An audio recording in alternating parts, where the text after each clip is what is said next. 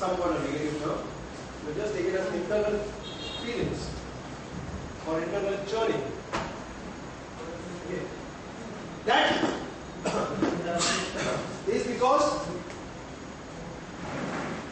to get what you want. Does that make it clear? To get what you want. What is the need inside you? Leading to some kind of expression. Not necessarily screaming and all. Maybe keeping quiet. Maybe not talking. Maybe avoiding the person.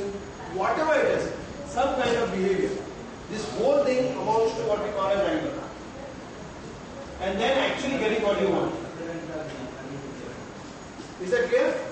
Then actually getting what you want. And that's anger. I feel when a person is silent, that is more harmful than speaking it. Harmful to whom? Harmful to the person. Exactly. The person. Exactly. It's better to speak. Read today's newspaper? Times of India? Yes. Read?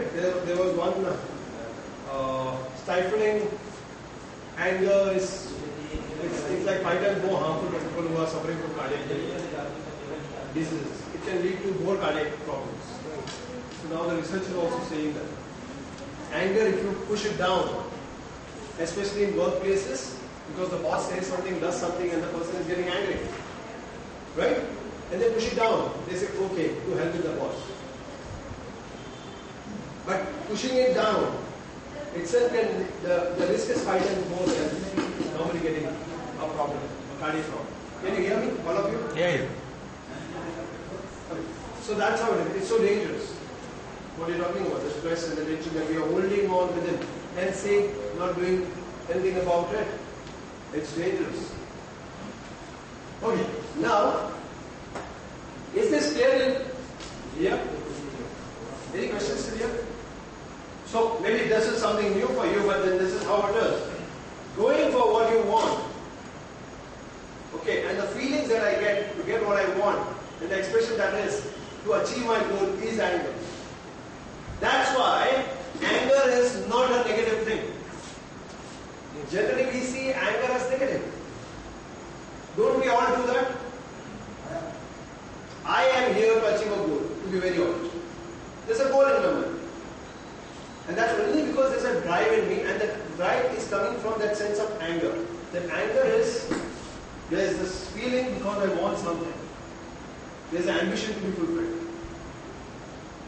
And if it's channelized in a positive manner, in a proper manner, then it's a positive way of handling anger. Is that clear, all of you?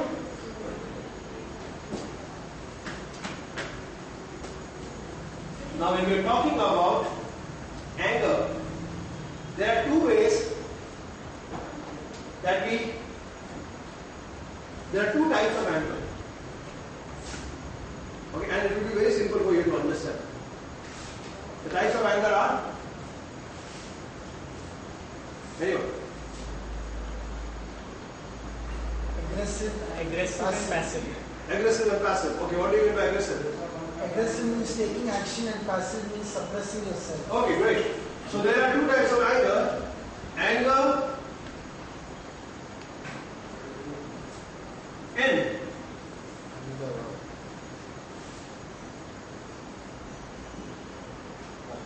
And anger out. What do you mean by anger in? Passive.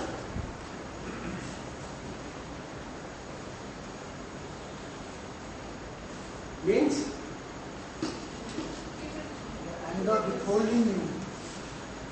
The anger which is directed towards one's own self. I am directing it towards myself. I am pushing it in. Are you getting me? Yeah. Dealing that situation in a different way. Huh. Getting disturbed. No. What is that? No, that's all. We are talking about dealing with anger. I'm not talking about that. I'm talking about how we work with anger. There are two types. One is directing it to oneself. Generally, this is how we relate to.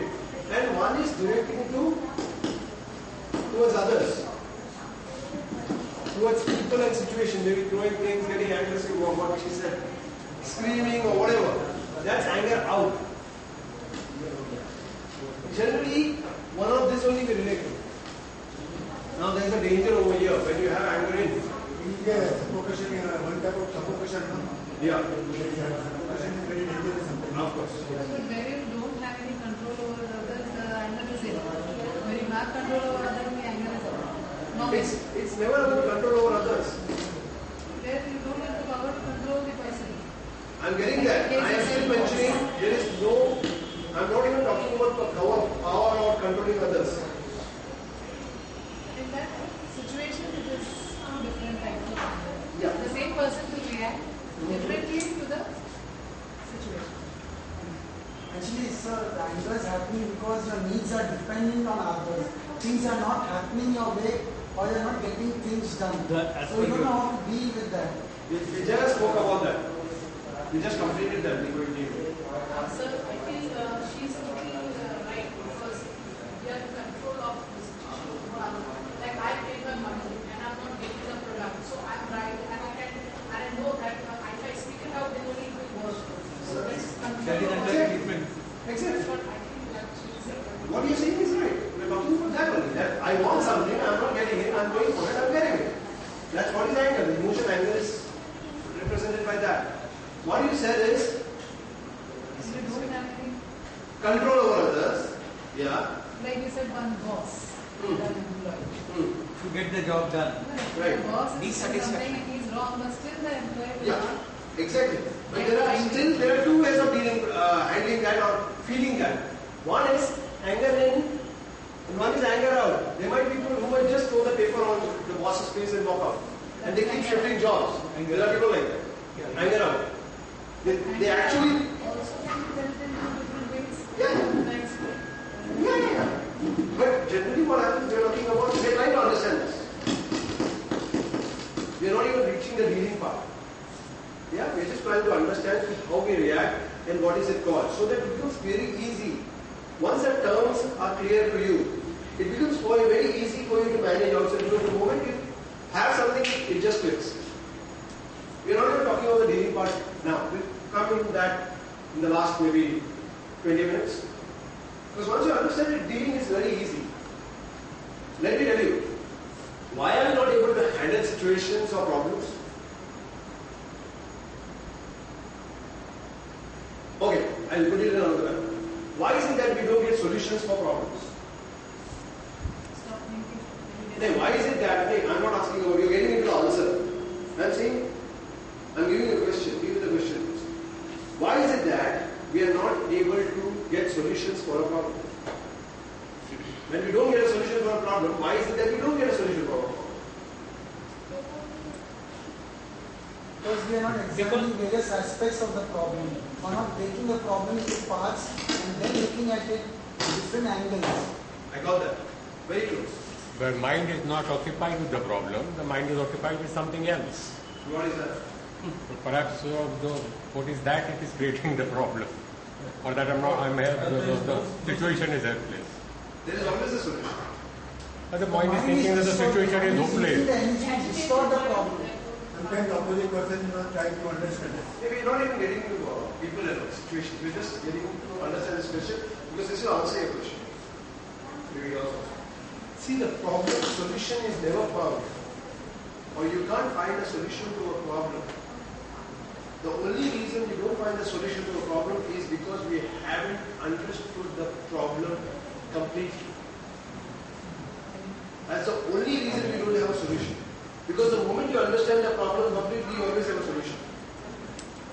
Because the solution is always in the problem itself. It's never outside.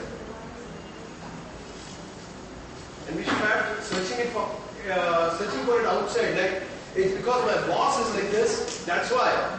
Then you can never handle situations. Are you getting me? Because my boss, he's the boss and he's dominating, so I can't do anything about it. Then you will never find a solution to this problem. The moment you know the problem, because the boss is not the real problem. And that is how we go about in life. we keep putting the blade